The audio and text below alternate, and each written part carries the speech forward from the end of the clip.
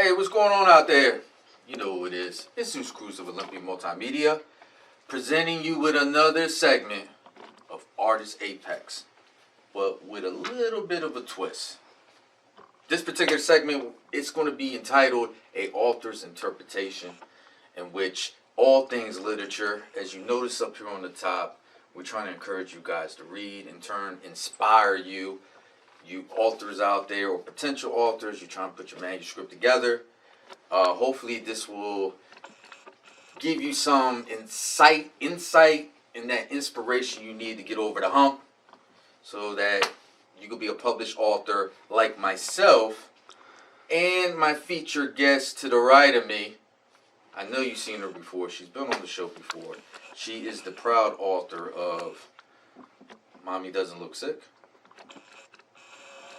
and her new book called Holiday Cookies. So say hello to Miss J. Logan. How are you doing today, Miss Logan? I'm doing well, thank you. I'm very excited to pick apart your work. I don't know if I'm ready for that. Cause you look like you're really gonna go in, and I might feel a little like maybe I'm in the wrong racket. Maybe I should, don't quit my day job type of thing. Not at all, but I do write children's books, so I'm going to be kind and honest as I am in my books. I appreciate it, because, I'm a little sensitive, a little bit. You know what I mean? So I don't think the viewers want to see me cry and get all emotional and whatnot. Do you need a teddy bear to hold? Yeah, that might be a little bit too much. Okay, you'll be fine. I think I'm going to be all right. I left it upstairs. I think I'm going to be all right. But you guys are in for a treat, because we're going to kind of, as she alluded to just now, we're going to be critiquing each other's work and kind of giving our interpretations based off some excerpts that we're reading from each other's book. So I just think this is an awesome idea. Let's get right into it. We're going to start with her first, since she looked like she's going to come bring down a hammer harder than me. So let's start with her first book, her debut book, Mommy Doesn't Look Sick. Great cover. So let's get right into it. We have specific excerpts that we're going to be reading. So I hope you guys enjoy. Mom let us climb in bed with her to snuggle. She told us that she is sick and will always be a little sick, but that coming to the hospital sometimes will help her feel better. She said it is also important that she take care of herself and have more fun than stress in her life. Why can't the doctor just fix you up with medicine? It's not that easy. My kind of sick is a little more complicated, and it would never really go away, but it will hide sometimes, Mom said. Then she asked if we wanted to play cards, and we were so excited. So definitely what I take from it is coming from personal experience. Let me just show the visuals real quick on the illustrations. The illustrations are awesome. To me, when I read this is definitely like very in-depth, very traumatic time. Just for people to just try to get an understanding. You get into a situation where you see someone that you love, you want to do all you can to help them get themselves better so that we can kind of go back to normal. And then you're dealing with a situation where like everyone doesn't have that true understanding of what's going on, but they do understand enough to know that there's a problem. And that's got to be like the hardest to know, going into a given situation where you're trying to tell your loved ones what's really going on. It's nothing against them, but just the fact that you're doing all you can to try to get things back to normal. It's basically the gist, I think, that you're trying to get out of this. The part here where she said it is also important that she take care of herself and have more fun than stress in her life.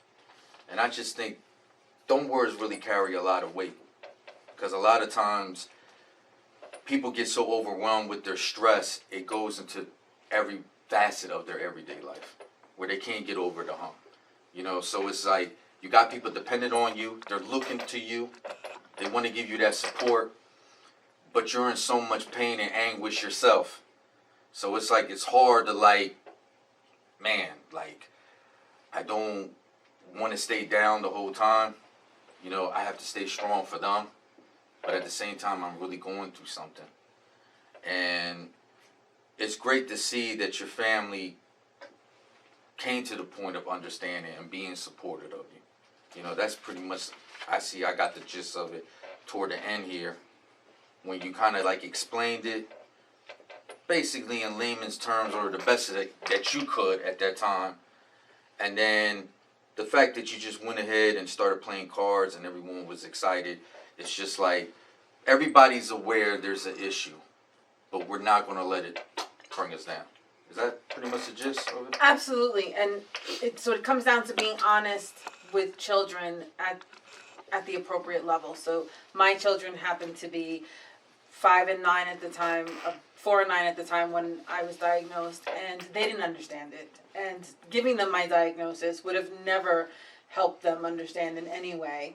But explaining to them that I don't look sick, but sometimes I need to rest a little bit more, and sometimes I have trouble with this, or sometimes I have to go to the doctors, or I have to take medicine, and that's why everything's happening. It takes away the fear for them. And so just being honest, and like you said at the end, bringing it back to being normal, right?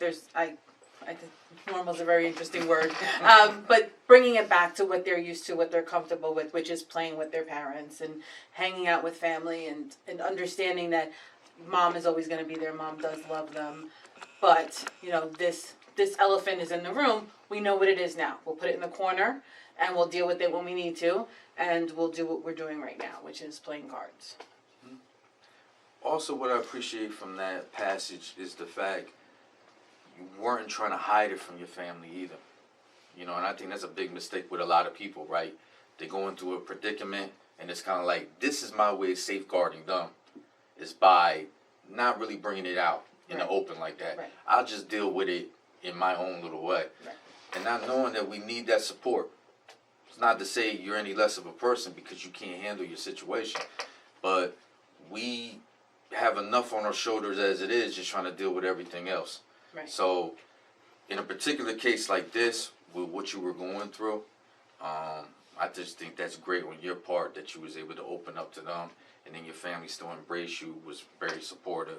I could see somebody reading that and really being encouraged by that. I hope so. That's absolutely the goal. And it's not just for me needing the support, although the cuddles were amazing. It's also about, when was the last time you tried to hide something from your kids, right? Have a whispered conversation with your spouse. They know something's happening. They get something's going on, and not telling them and not speaking to them is just going to cause anxiety and frustration and fear. And that's not necessary, because then it's going to add to your anxiety, your frustration, your fear. And that is the exact opposite of having less stress and more fun in your life. True. And you hit the nail on the coffin when it comes to these kids, man. 'Cause my goodness, like, I can't do nothing. And I know you viewers out there, you understand. We love you kids, but I need a little break. We love you too. It's like, y'all better than the CIA and the FBI combined on some things. Yes, they are. But let's move on to your brand new book that you put out. Holiday Cookies. I remember you were talking to me about it. Again, great illustration, as you can see on the cover. So let's get right to it with the passage that we got lined up here. I just want to show this off just a little bit for you guys. Just great use of coloring.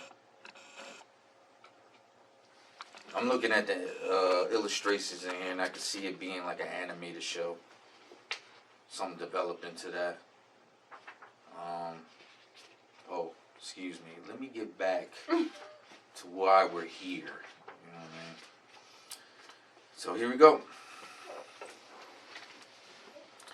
Mom explains that brave police officers and fearless firefighters keep them safe.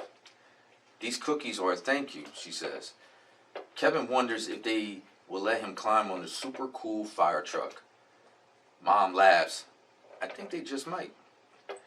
The firefighters let Kevin slide down the super fast fire pole, wear the heavy gear, and explore their life-saving tools. He has so much fun, he doesn't even realize he's learning. They thank Kevin and Carmen for the scrumptious cookies as they head to the police station. First of all, I just love the vibe of how it was written. Very engaging. You can instantly, even if you didn't have the illustrations here, you can instantly pop the visuals in your head of what was talking about. You didn't show them the picture. Oh, I didn't. I thought I You did. showed them the other ones. Well, I I've got to see like. the super cool fire truck. I like. Yeah, they're just really straightforward. You know, sometimes, no disrespect to no one else, but sometimes they put a little bit too much, and it kind of the message gets lost in the translation a little bit. Yeah, I'm just in awe with this. Don't mind me. But getting back to the passage, I just think it's great. The learning, I just like how someone can read this and it just learns a super cool lesson in a very simplified way of just about community and appreciating what people do in the community. And you're using something as small as cookies, something as simple as cookies, as using it as a gesture to show the people that, hey, we're all in this together, appreciate what you're doing. And just the fact that just the relationships here, they're just very engaging and whatnot.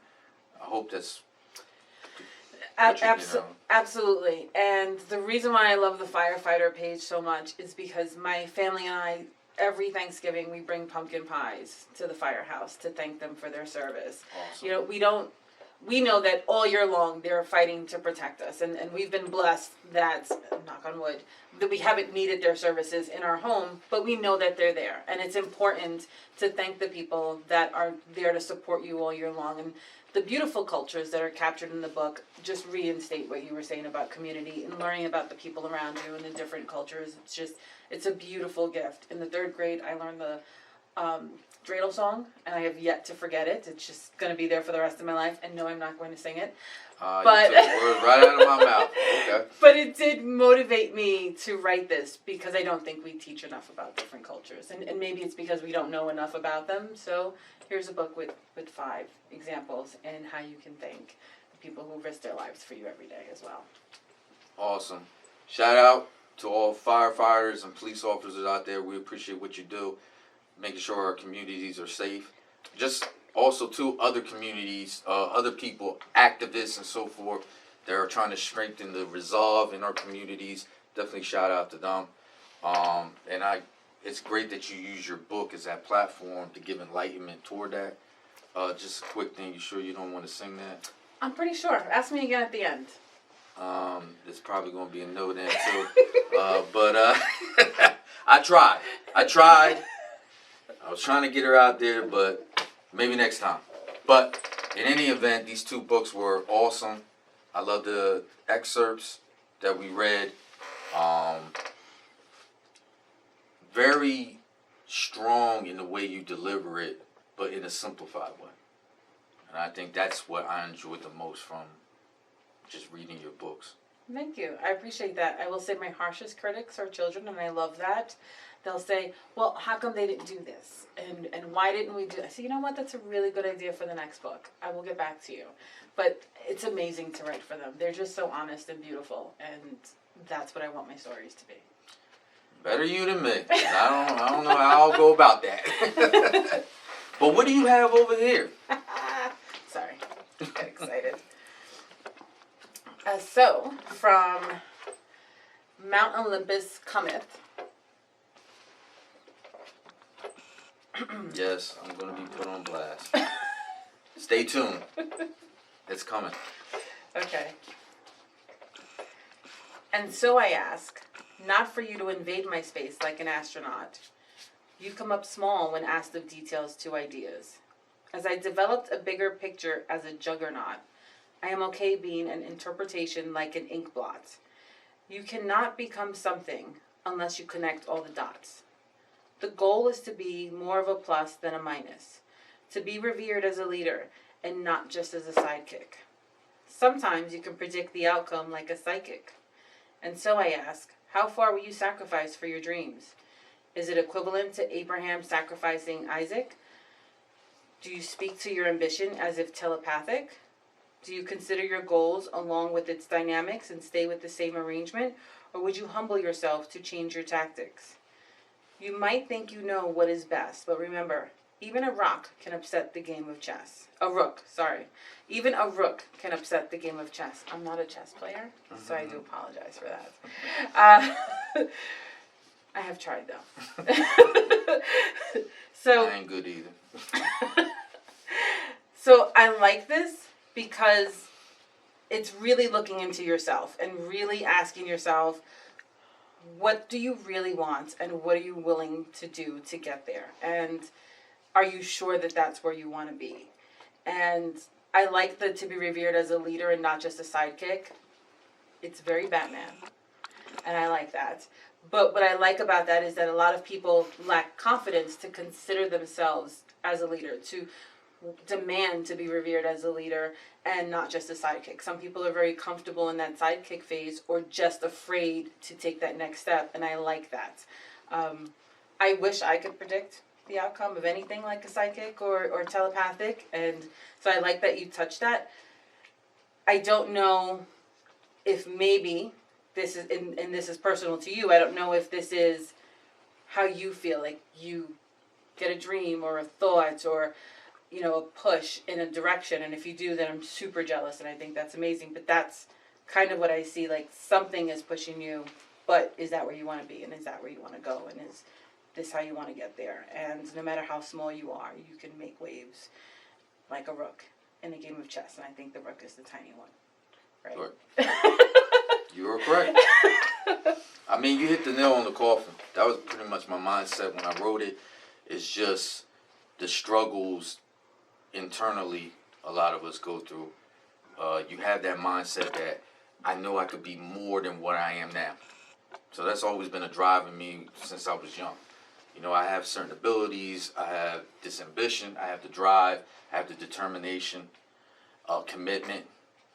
But sometimes it turns into one of them things where like your patience starts growing really thin, and it's like, how much more do I need to do here in order to get over the hump or get to the next level?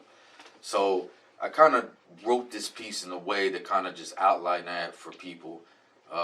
Heavy on the metaphors, maybe a little too heavy, but it's just to kind of just paint that picture for readers to know, like, at least I can understand where they're coming from for the average person. To know that we all got dreams and aspirations, but the struggle is real to reach them, but that's when you determine what type of person you are, or get a better understanding of who you are as a person.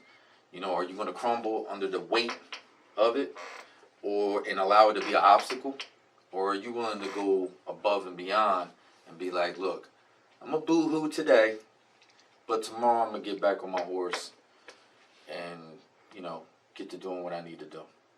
I like that. I like that a lot. It speaks to me on a couple of levels of other things that I'm dealing with that are not book related. So we'll talk about another day. Awesome. Hey, we got a topic for our next one. Awesome. All right, here we go. Mixtures. Yeah, this is my newest one. It's not as new as hers and as fresh as hers, but Oh no, what I like about this is like, this gets in your brain. And it's a little contagious. So I recommend picking it up because just like the other one, it's going to make you think more than just the surface of life. And it's going to make you question yourself, and it's going to scare you a little, but that's okay. I didn't know if you Oh man, you ain't got to make me blush over here. It's okay to be scared a little. Yeah, true. Okay, so now I just want your viewers to know that this is not me saying this. This is the beginning of the section. Yeah, it's not against y'all. I hate you. Not as a Excuse me? Exactly. I did give the warning, right? Yeah, she did. Okay. She did. I hate you. Not as a person, but the entity you have become. your deep love for your passions. You give to full capacity, yet you have issue with others loving you fully. You ate from a bowl of lies and digest mistruths that have flattened your soul with nonsense. You speak to others about living righteous by principles, yet you are slowly killing yourself to the poison of contradictions. I have seen you battle for others' freedoms, yet you are losing the war within yourself. You would stand firm and brave to your ambition, yet you fear commitment to the cause. Now your psyche has become paralyzed to the overanalysis of things as if everything is saturated with complexity when the obvious is really that simple. I notice the scars on you, which means you have secrets, but I wonder why. You refuse to confront your private concealments, your personal demons nesting within you, as if you think hiding them in the closet will ever make them disappear. You acknowledge the good you have done, but only speak of the monster you used to be. It is almost as if you desire a reunion, so you can finally feel like a complete being. You were made strong because of your convictions, but live as a coward. Because you allowed to be governed by your self-pity, and now you expect some form of sympathy, a loving spirit to console your damaged ego. How pathetic. Understand this. Embracing mistakes, failures, and disappointments allow us to discover who we really are, so we can determine how to maximize our strengths and to continue to keep us honest regarding our limitations. Such an event gives us the scale to balance our emotional and logical resolve to its proper limit. Look at time as your ally.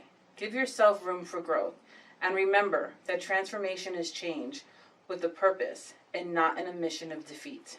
Love yourself so you can better the world around you. So I like this because my day job is corporate America, right?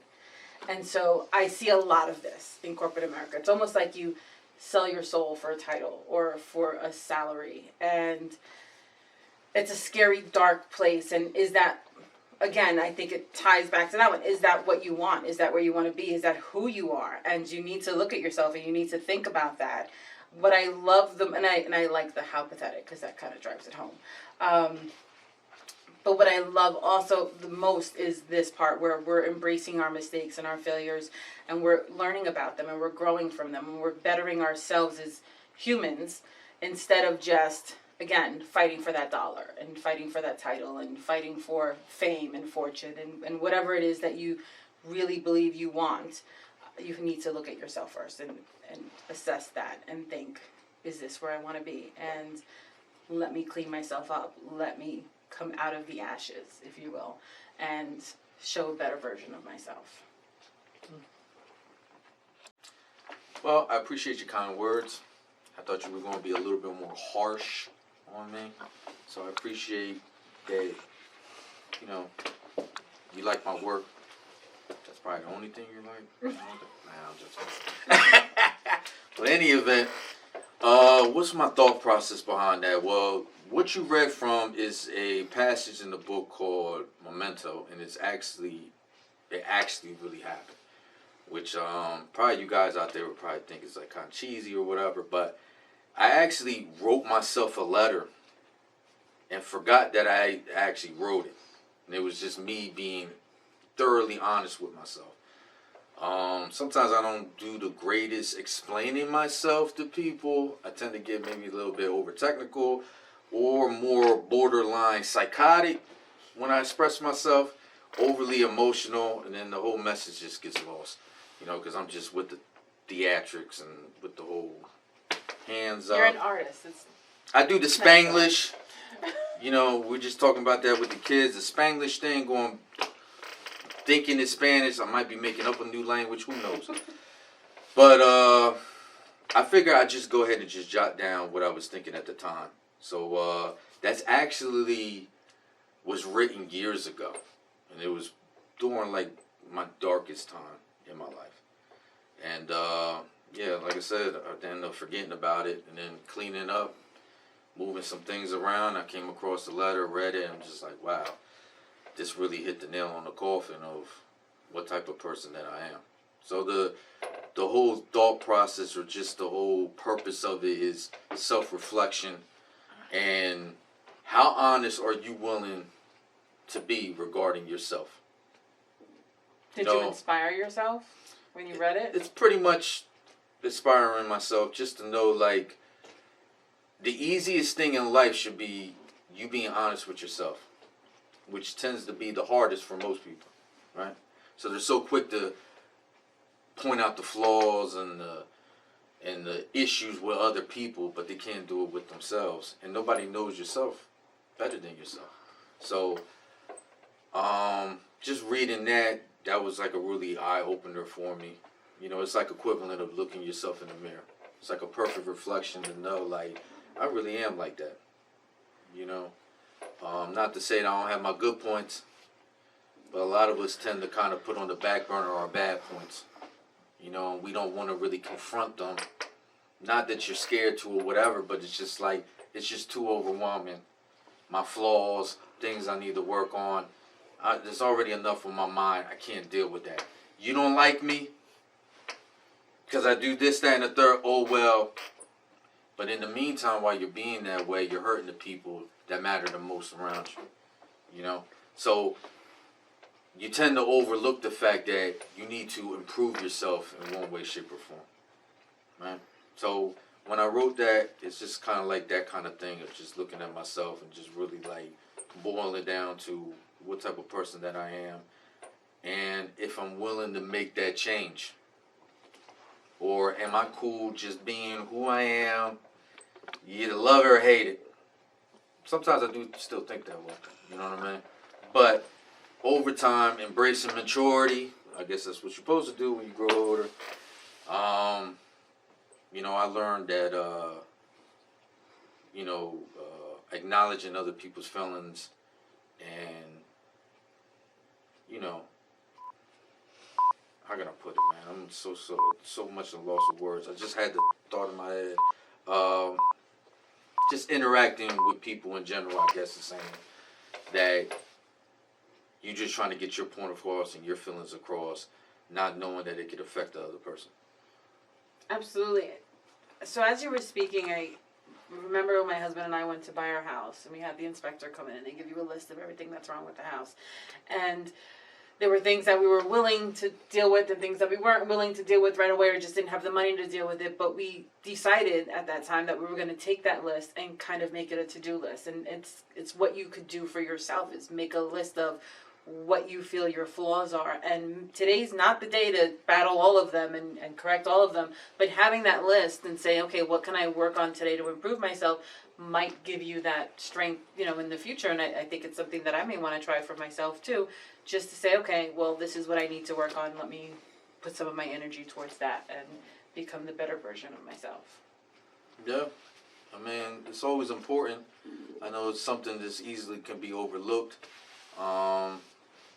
But hopefully me just writing that, and hopefully somebody else reading that, maybe that'll give them the awareness that they need to kind of do that self-reflection and find some kind of resolve within themselves to improve what needs to be improved.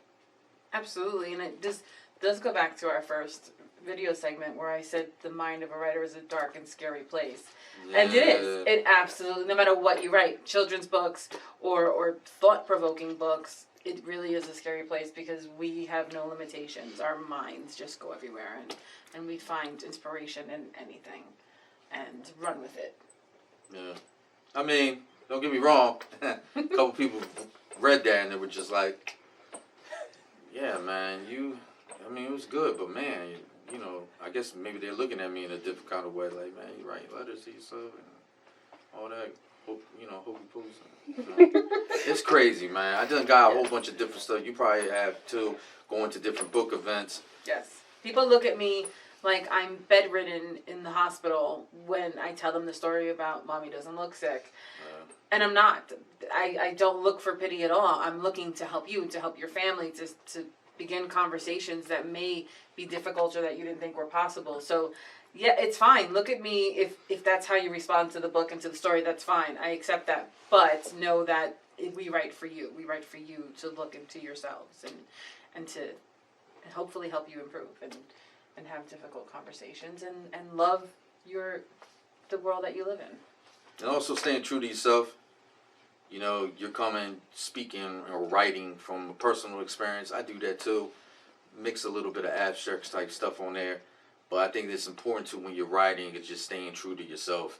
I know a lot of times people read my stuff and they're just like, man, it just seems a little bit overcomplicated. You're using a lot of terminology there I'm not aware of. Maybe you can water it down, dumb it down a little bit.